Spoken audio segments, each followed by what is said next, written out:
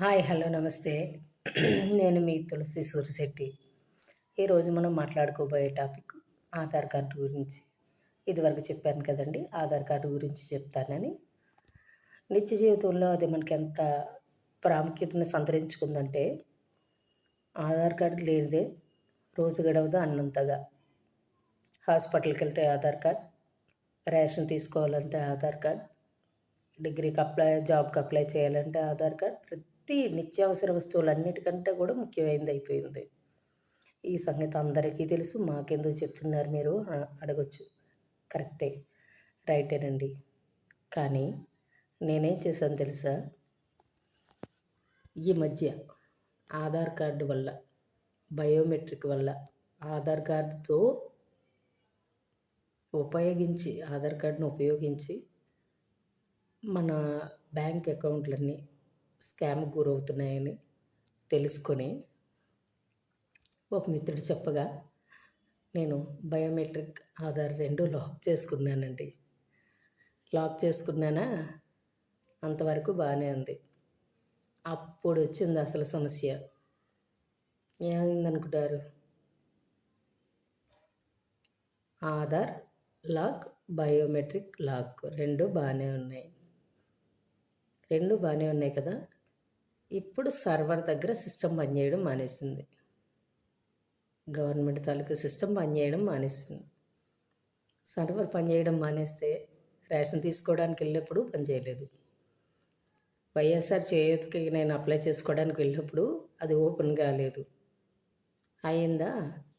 మా వాలంటీర్ ఉన్నారా, ఎలా ఎడాపెడా వాయించి వదిలేశారంతే. రాత్రులు పగలు మీరు ఇలా చేస్తారు, అలా ఎలా లాక్ చేసుకుంటారు? మీకు ఏమైనా కోట్ల ఆస్తులు ఉన్నాయా? కోట్లలో బ్యాంక్ బ్యాలెన్స్ ఉందా? అలా చేస్తారా? మీకు బుద్ధి ఉందా? అది ఉందా, ఇది ఉందా, అది ఉందా? ఎన్ని రకాల మాటలోనండి. అయిందా?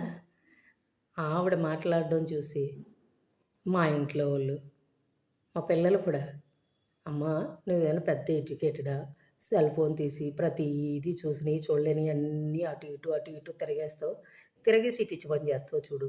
ఇప్పుడు చూడు ఏమైందో, ఇరుక్కున్నావా? ఇప్పుడు బాగా అయిందా నీకు? నోరు మూసుకొని సెల్ ఫోన్ జోలికి వెళ్ళడం మానేయి. మా పిల్లల వారిని ఎంత తలనొప్పి తెలుసండి. అలా కాదని చెప్పేసి నేను సెల్ ఫోన్లో యూట్యూబ్లో వెతికాను ఆధార్ లాక్ ఎలా ఓపెన్ చేయాలని. ఒక మిత్రుడు తెలియచేశారు, బాగానే తెలియచేశారు. కానీ అది గవర్నమెంట్ తాలూకా సర్వర్ పనిచేస్తే మాత్రమే ఓపెన్ అవుతుంది. గవర్నమెంట్ సర్వర్ పనిచేయకపోతే ఎక్కడా ఏది కూడా ఓపెన్ అవ్వదు. అది జరిగింది. అయింది కదా. నేనేం చేశానంటే అప్పుడు toll free number, Aadhaar toll free number ఉంటుంది కదండి, 1947, దానికి కాల్ చేశాను. వారు వివరంగా వివరించారు. ఏమని చెప్పారంటే, మన ఆధార్ కార్డు నెంబర్ ఎలాగైతే ఆధార్ కార్డు మీద ఉంటుందో UID number, Aadhaar card number, దాని కింద విఐడి అని కూడా వేరే నెంబర్ ఉంటుంది. అప్పుడు మన సెల్ ఫోన్లో GET గెట్ ఓటీపీ అని టైప్ చేసి విఐడి తాలూకా నెంబర్లో చివరి 6 అంకెల్ని టైప్ చేయమని చెప్పారు. టైప్ చేసి 1947 ఆధార్ తాలూకా టోల్ ఫ్రీ నెంబర్, దానికి పంపిస్తే ఓపెన్ అవుతుందని చెప్పారు. ట్రై చేశాను. రాత్రులు పగలు అలా చేస్తూనే ఉన్నాను. చాలా పెద్ద ప్రహసనం అయిపోయిందండి అది. అయిందా? మళ్ళీ యుఐడి నెంబర్ కూడా కొట్టి చూశాను. ఇవన్నీ కాదని మన ఆధార్ సెంటర్కి వెళ్ళమన్నారు. ఆధార్ సెంటర్కి వెళ్ళి చూశాను. వాళ్ళు ఏం చేశారంటే ఆధార్ యాప్ డౌన్లోడ్ చేయించి దాంట్లో ఆధార్ అన్లాక్ బయోలాక్ రెండు ఓపెన్ చేయించి దానికి కప్చా వస్తుందండి, కప్చా ఎంటర్ చేస్తే అవుతుందండి అని చెప్పేసి మీ పాస్వర్డ్ అది ఉపయోగించి మీ ఆధార్ నెంబరు ఎంటర్ చేస్తే కప్చా ఇస్తారండి. ఆధార్ ఓపెన్ చేయించి బిఎస్ఎన్ఎల్ ఆఫీస్లో, మా ఊర్లో ఆధార్ సెంటర్ బిఎన్ఎస్ ఆఫీస్లో పెట్టారనమాట, అనకాపల్లి. వెళ్ళామా, వాళ్ళు ఆధార్ యాప్ ఓపెన్ చేయించి అందులో నా పాస్వర్డ్ ఎంటర్ చేయించి, తర్వాత నా ఆధార్ నెంబర్ ఎంటర్ చేయించి అవన్నీ నమోదు చేస్తే కప్చా వస్తుంది. కప్చా నెంబర్ ఎంటర్ చేస్తే అది తీసుకోలేదు. ఇక్కడ ఓటీపీ అంటే 1947 పంపిస్తే అది వెళ్ళలేదు.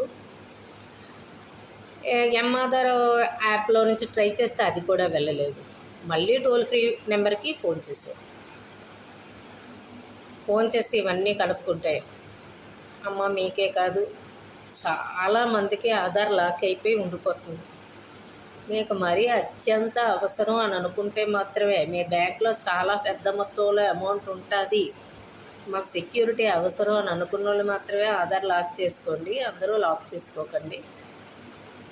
కాబట్టి మీరు ఏం చేస్తారంటే www.government.in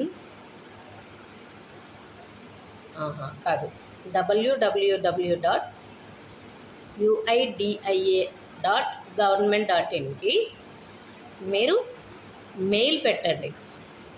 మెయిల్ పెడితే వాళ్ళు మీ ప్రాబ్లమ్ని సాల్వ్ చేస్తారు. అలా మాత్రమే సాల్వ్ అవుతుంది అని చెప్పేసి చెప్పడం జరిగింది. నేను ఈ అన్నిటితో విసిగిపోయి లాస్ట్కి నేను గవర్నమెంట్కి మెయిల్ పెడితే ఆ వేళ నైటు నాకు మెసేజ్ వచ్చింది, మీ ప్రాబ్లంని మాకు అర్థమైందమ్మా, మేము తొందరలోనే మీ సమస్యను పరిష్కరిస్తామని. అది కూడా ఏంటంటే, ఇప్పుడు మనం ట్రై చేసిన ఓటీపీలు కానీ కప్చాలు పంపించడం కానీ డే అంతా సర్వర్లు బిజీ ఉంటాయి కాబట్టి నైట్ 10:30 తర్వాత మార్నింగ్ 8-9 లోపల మనం ఏమైనా ఇలాంటివి ఉన్నప్పుడు మనం ట్రై చేసుకోవడం బెటర్ అన్నమాట. అందువల్ల మీకు కూడా ఏమైనా ఆధార్ కనుక లాక్ అయిపోతే ఇలాగా ప్రయత్నించండి. అందువల్ల మీకు ఎటువంటి ప్రాబ్లం ఉంటే కనుక మీకు అత్యవసరం అనుకుంటేనే ఆధార్ని లాక్ చేసుకోండి, బయోమెట్రిక్ లాక్ చేసుకోండి. ఎందుకంటే ఆధార్ నెంబర్ మనదే, ఫోన్ మనదే, పాస్వర్డ్ కూడా మనదే. కానీ ఆ లాక్ అయిన తాలూకా ఆ సర్వర్ మాత్రం గవర్నమెంట్ సిస్టమ్ ఉంది కాదు కదా, అది మన చేతుల్లో లేదు.